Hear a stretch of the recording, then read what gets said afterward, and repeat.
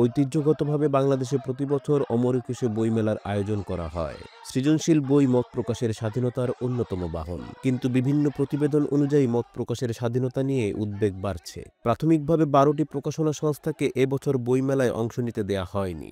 গত ১০ ফেব্রুয়ারি বইমেলায় উত্তেজনা ছড়িয়ে পড়ে যখন নির্বাসিত লেখক তসলিমা নাসরিনের বই প্রদর্শনের অভিযোগ তুলে একদল লোক একটি স্টলের সামনে জড়ো হয়। এসব নিয়ে আমরা বইমেলার আয়োজক প্রতিষ্ঠান বাংলা একাডেমির সঙ্গে কথা বলেছি।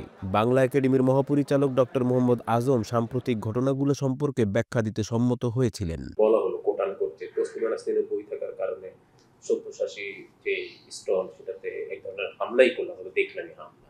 সেখানে তারা হামলা করেছেন এরকম ব্যাপার আমি ভিডিওতে দেখিনি। তো ওরাই কিন্তু বইমেলার আইন শৃঙ্খলার অংশটা, নিরাপত্তার অংশটা দেখার দায়িত্বপ্রাপ্ত।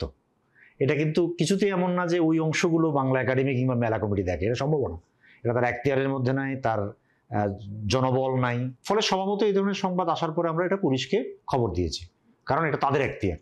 তো আমরা তখন কি করলাম, আমরা তো স্টলটা বন্ধ করলাম। তো আমরা কি বই কি রিমুভ করলাম তসলিমা নাসরিনের থেকে, স্টল থেকে? এবং ওই যে স্টলটা বন্ধ হয়েছে, এটা মেলা কমিটি বন্ধ করেনি, এটা বাংলা একাডেমি বন্ধ করেনি। বাংলা একাডেমি তো ঠিক না, আসলে অথরিটি হলো মেলা কমিটি। তো তারা বন্ধ করেনি।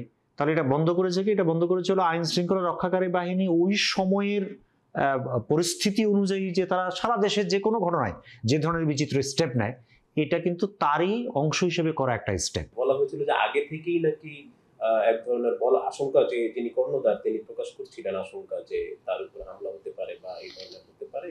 তো এটা কি আপনাদের নজরে এসেছিল? আমরা কি আগাম কোনো স্টেপ কি আসলে নিতে পারতাম?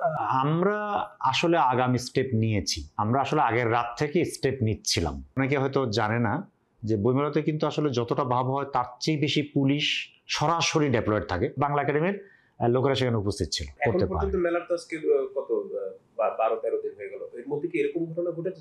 না, এরকম ঘটনা এখন পর্যন্ত ঘটেনি। বইয়ের স্টল নিয়ে এখন পর্যন্ত আমাদের টাস্কফোর্স এই ধরনের কিছু শনাক্ত করেনি। গতবার যারা প্যাভিলিয়ন পেয়েছিল, তো তারা এবার অনেকেই প্যাভিলিয়ন পায়নি, স্টল পেয়েছে। এবং অনেকের অভিযোগ, আমার সাথেও কথা হয়েছে, তারা বলেছেন যে আপনারা বলেননি, কিন্তু তাদেরকে অন্যান্য প্রকাশকরা নাকি আপনার উপর এক ধরনের চাপ সৃষ্টি করেছে যে তারা ছিল কোট অ্যান্ড কোট দালাল গত সরকার, দ্যাটস ওয়াই আপনারা তাদেরকে প্যাভিলিয়ন দেননি। এটা যদি একটু বলেন, তারপর এটার সঙ্গে খুবই খুবই জরুরি প্রশ্ন। আমি আবার মনে করিয়ে দিই যে আমাদের পত্রপত্রিকাও যেভাবে লেখা হয়েছে এটা বাংলা একাডেমির কাজ, ব্যাপারটা কিন্তু একেবারেই তা না।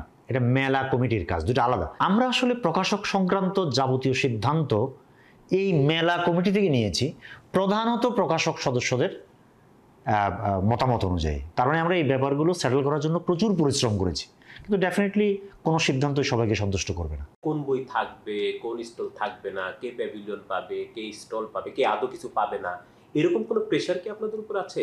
মেলায় লক্ষ লক্ষ লোকের সমাগম ঘটে এবং এটা এমন এক স্পর্শকাতর এলাকা, বাংলাদেশের প্রত্যেকটা মিডিয়া প্রতিনিধিরা কভার করে।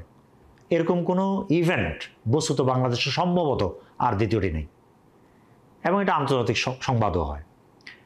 এই যে লক্ষ লক্ষ লোকের সমাবেশ, এটার সঙ্গে তো রাষ্ট্রযুক্ত। কিন্তু ব্যাপারটা কিছুতেই এমন না যে কোন স্টলকে বই মেলায় স্টল দেওয়া হবে, কোন প্রকাশনীকে কার বই কোনটা থাকবে থাকবে না, এই ব্যাপারে আমাদের ইনস্ট্রাকশন দিচ্ছে, ওটা মোটেই তা না। এটা আমাদের ক্যাটাগরিক্যালি বুঝতে হবে যে একটা হলো আইন শৃঙ্খলা ইস্যু, আর একটা হলো বইয়ের ইস্যু।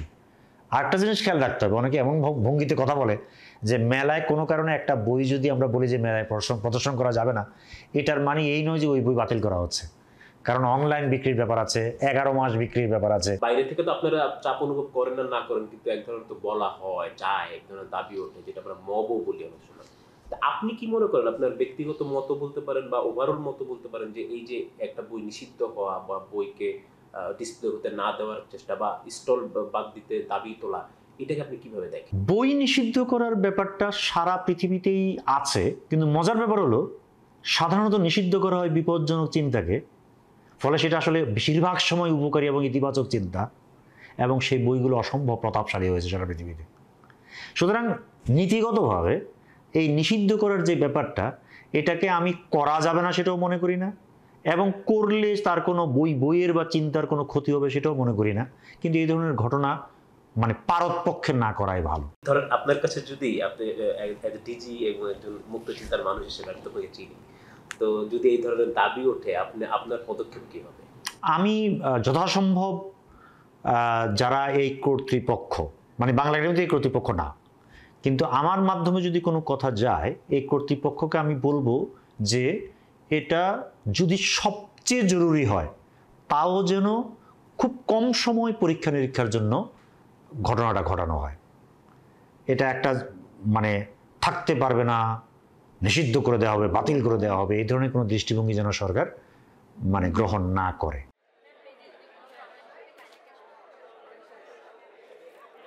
সুদীপ্ত সালাম, বেনার নিউজ, ঢাকা।